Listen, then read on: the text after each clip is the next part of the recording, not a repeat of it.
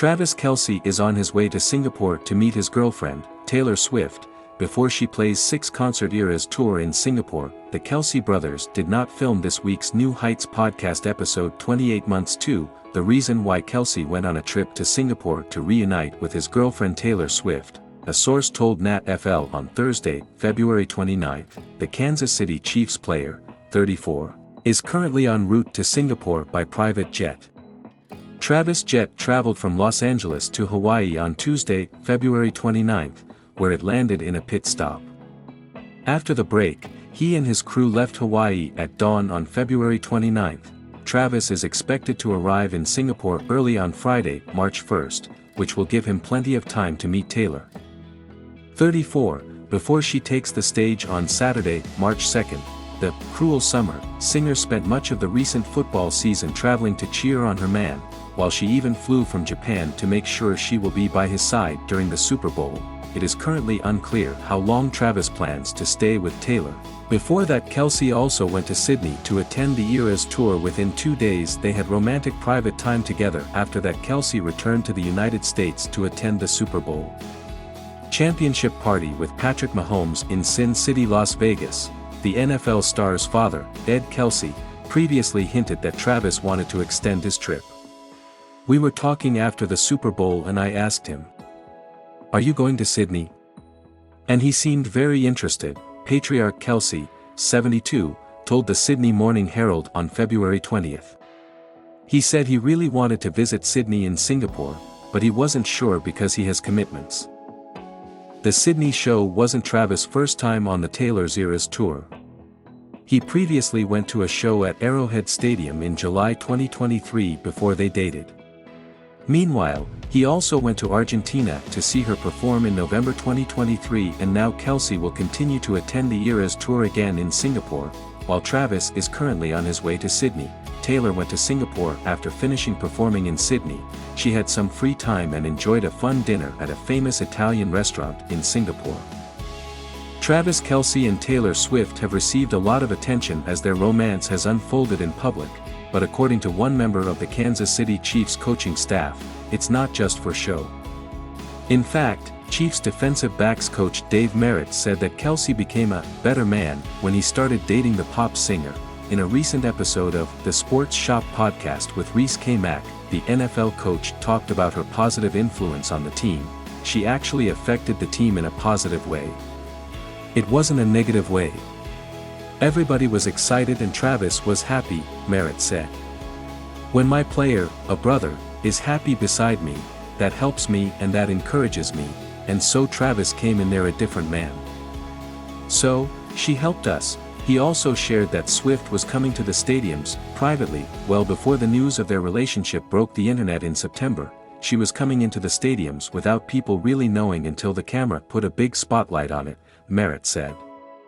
The couple secretly began dating last summer but later confirmed their relationship when Swift attended the Chiefs game against the Chicago Bears on September 24. Throughout the season, Swift attended 13 games, including Kansas City's Super Bowl victory over the San Francisco 49ers, although Merritt said he believed that the international pop star's presence added to what the Chiefs were trying to accomplish. Many people disliked Swift's presence in the NFL. "There were so many people that were hating the fact that she was being shown on the TV that, you know what? You're part of our family because you're now with Travis," he said. "So, therefore, you're our little sister, you're part of our family." Despite the outside noise, the couple has remained focused on supporting one another. Just a week after winning his 3rd Super Bowl ring, Kelce traveled to Australia to show support for Swift, who is currently in the middle of her worldwide Eras tour. Jack Antonoff is a fiercely loyal friend and collaborator of Taylor Swift, and he double dares anyone to question her 14-time Grammy-winning songwriting abilities.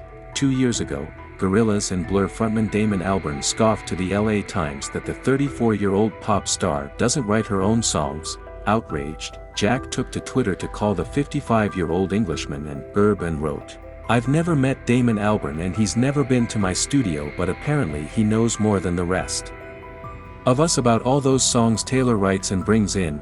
I'm a little sometimes," Antonoff told the LA Times on Wednesday, "but you come after my friend Taylor, you're toast to me." That is like challenging someone's faith in God. You just don't go there. Damon decided to apologize unreservedly and unconditionally after Taylor tweeted, "I was such a big fan of yours until I saw this. I write all of my own songs. Your hot take is completely false and so damaging. You don't have to like my songs, but it's really F-ed up to try and discredit my writing."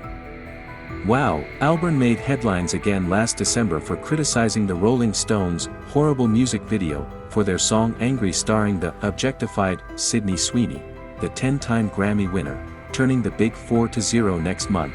Originally met Swift in 2012 and they first collaborated on her track Sweeter Than Fiction for David Frankel's biopic on Britain's Got Talent champ Paul Potts called One Chance. Jack went on to write and produce songs on the Blonde Billionaires albums 1989, Reputation, Lover, Folklore, Fearless, Taylor's Version, Red, Taylor's Version, Speak Now, Taylor's Version, 1989, Taylor's Version, and Midnights. It's unclear if Antonoff was involved with Taylor's surprise 11th studio album Tortured Poets Department, dropping April 19, which she announced on stage the 66th Grammy Awards. "Sydney, what a whirlwind of endless magical moments with you," Swift tweeted of her Australian leg on Wednesday.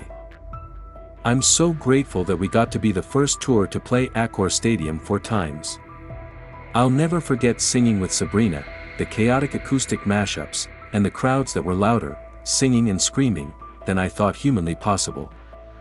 I want to thank all of the Aussie fans for being so positive and passionate, so funny and wild and fun. Love you forever." The Karma songstress is next scheduled to bring her $1 beat grossing 152 date the Eras tour to Singapore National Stadium in Khao Lang for concerts on March 2nd to 4th and 8 to 9.